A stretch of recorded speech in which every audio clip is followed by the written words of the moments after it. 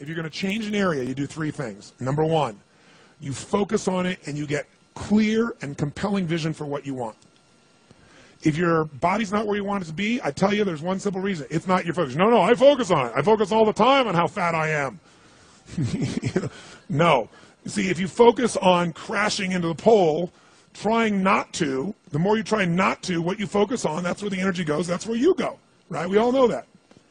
But what people tend to do is, I'm saying focusing on what you want, not what you don't want. And not only just focusing on what you want, where you focus and say, well, I'd like to be strong, I'd like to be energetic, I'd like to be fit. It's focusing and making it compelling. If your only reason you're focusing on it is like, well, I need to lose some weight because I feel fat, versus I want the energy to burn because with that I'll have more passion, more aliveness, I'll be able to impact my children. I'll be able to, I'll be able to take the business to another level. I'll be able to have fun when I'm stressed out and tired. I'll have creativity flowing through me. You can't just focus on it. You've got to create a clear and compelling future in that area that will pull you towards it so you're not trying to push yourself. If there's an area you're not improving in, think of three pillars, if you would. Pillar one is get focused and clear. What's compelling? Where are you? Really? And don't lie. Where do you want to be? And make it so compelling you can't help it. When you wake up in the morning, you want to transform this area of your life. So the quality of your life already is better just because you are so excited about what you're after. When you do that with your body or your emotions or your finances or time or any other area and you start focusing and you're clear, you're going to have energy. You're going to have drive. You're going to start to do something. How do you make sure what you do really works? You need the second pillar. And think of this as three pillars. Because, two-legged stool is going to fall over. One leg, you can't sustain. Second pillar, you got to get the best. When I say get the best tools. Get the best map. Get the best mentor. What I'm looking for is, it's wonderful that you're focused and clear and excited, but if you're running east looking for a sunset, you got a problem. I don't care how much you believe, I don't care how much enthusiasm you have, you got the wrong tools. You got the wrong strategy. You got the wrong map. And so it's really critical in life, I believe, to get a map and get a mentor. Because the map very often changes. And the best mentor, somebody who's the best at what they do, they know the shortcuts, don't they? Or they know when the roads change. You don't get stuck hanging out, in the desert when you're trying to get to the ocean, metaphorically. So I've always focused on not just finding somebody good, but who's the best at it, who's got the best tools. Think of that first pillar as a target. You're crystal clear on the target.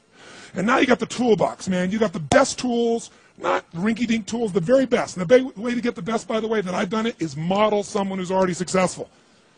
All the tools I come up with, some I've obviously created, but the foundation came by standing on the shoulders of other giants. I went out and found somebody that's already got the result. Why reinvent the wheel? Success leaves clues.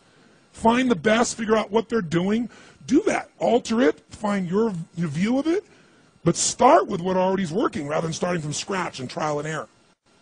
But if you've got that focus, the target, and you got the toolbox, and you're still not getting what you want, it's because you got inner conflicts. That's the third pillar. You've got to resolve your inner conflicts.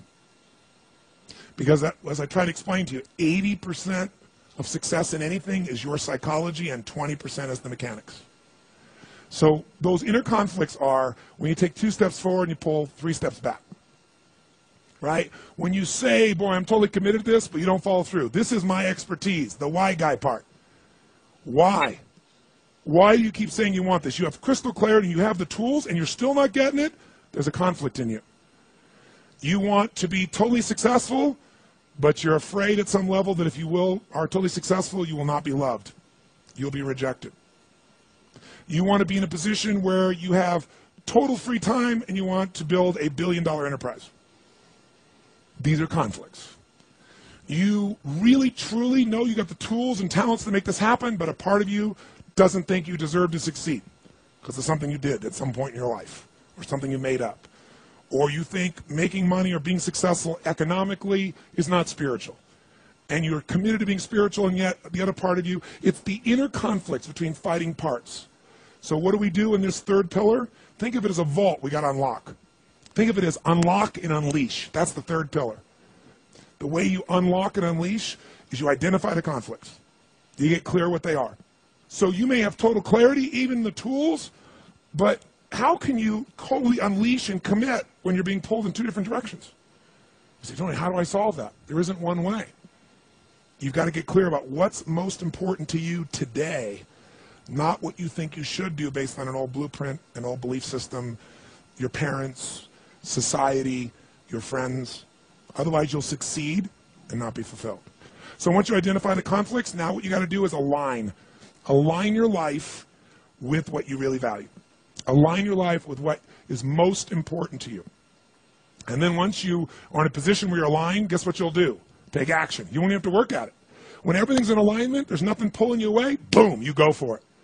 But when you say, I want a relationship, but at the same time, simultaneously, I want to be in a position where, I never have to, I only get what I want every moment, or I never have to commit to anything, then obviously you're never going to get there. That inner conflict must be resolved. Once you align and you take action, guess what's going to happen? You're going to achieve. And once you achieve, you succeed. When you succeed, I'll tell you what you got to add to it. Celebrate, right? And then contribute. Pay it forward, if you will, as corny as that sounds. Remember the movie? Pay it forward. Don't pay it back. Take what you've got, what you've learned, and bring it to someone else. And if you bring it to someone else, it continues that cycle of fulfillment, of joy, of meaning in your life. Everything works.